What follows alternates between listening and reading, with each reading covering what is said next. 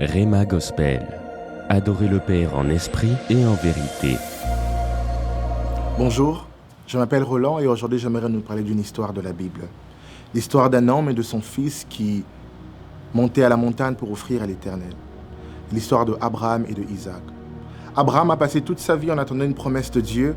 Et lorsque la promesse est finalement venue, après quelques années après l'accomplissement de la promesse, Dieu revint à Abraham, cette fois-ci pour redemander à ce qu'Abraham offre à Dieu cette même promesse qu'il avait attendue pendant plusieurs années.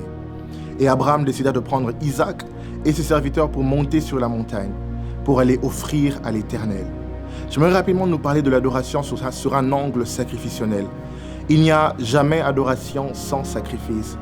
Et plusieurs fois, nous voulons être dans notre confort pour adorer le Seigneur, pour servir le Seigneur, alors que ce que le Seigneur nous demande, c'est que nous puissions donner ce qu'il y a de plus précieux de nous-mêmes, de donner ce qu'il y a de plus important pour nous-mêmes. Mais j'aime ce qui se passe dans cette histoire d'Abraham. Lorsque Abraham, Isaac et les serviteurs sont arrivés au pied de la montagne, Abraham prend la parole et dit à ses serviteurs: restez au bas de la montagne et moi et mon fils, nous irons sur la montagne afin d'offrir à Dieu le sacrifice. Mais en ce temps-là, ni les serviteurs, ni Isaac ne savaient que c'était en réalité Isaac qui était le sacrifice que Dieu attendait.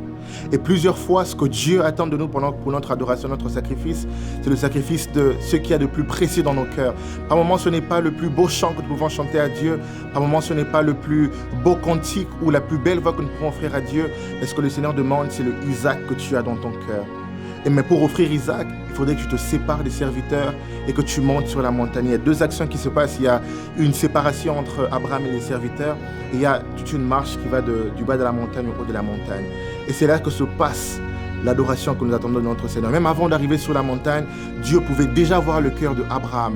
Alors j'aimerais inviter quelqu'un à pouvoir entrer en toi-même, à pouvoir redéfinir l'adoration dans ton cœur de manière différente. Ce que Dieu attend de toi, ce n'est pas que tu chantes un beau chant, mais c'est que tu donnes ton cœur complètement à lui et que tu te sépares de ce serviteur, de ce confort, afin que tu montes sur la montagne pour offrir le Isaac que Dieu attend de toi. Ce 31 juillet, nous serons en ce lieu. L'adresse sera juste ici sur la vidéo.